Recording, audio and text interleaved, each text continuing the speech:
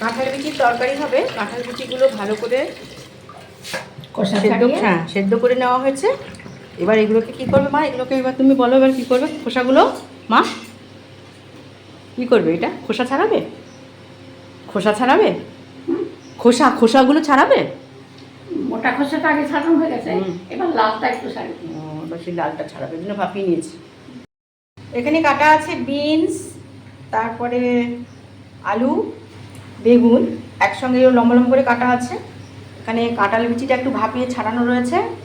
নুন, হিং, হলুদ আর জাস্ট জিরে আর শুকনো লঙ্কা ফোড়ন, এই দিয়েই কিন্তু কাঁঠাল বিচির তরকারিটা হবে। এই রান্নাটা পেঁয়াজ ছাড়াই হবে। শুকনো লঙ্কা ফোড়ন দিয়ে দিচ্ছে মা, এবার একটু হিং দিল, এবারে জিরেটা এখানে আছে দিয়ে দাও। জিরে হ্যাঁ ব্যাস, একটু জিরেটা ফোড়ন দিয়ে দিল। এবার সমস্ত সবজিগুলো মা দিয়ে দিচ্ছে। ব্যাস, কাঁঠাল বিচির তরকারি হোক, তবে কীভাবে হচ্ছে এসে দেখাবো। কাঁঠাল অনেকেই খাও না, কিন্তু কাঁঠাল বিচির যে কী টেস্ট, যারা না খেয়েছে তারা জানো না। তবে কাঁঠাল বিচিগুলো একটুখানি ভাপিয়ে নিতে হয় প্রেশারে দিয়ে, সেই মানে শক্ত খোসাটা বার করার পর লাল খোসাটাও বের করে নিতে হয়। তো মার মধ্যে বেগুন আর এটা বরবটি না বিনস না কি বলে, এটা বরবটি না? হ্যাঁ বরবটি না বিনস, এটা কি কি দিয়েছো?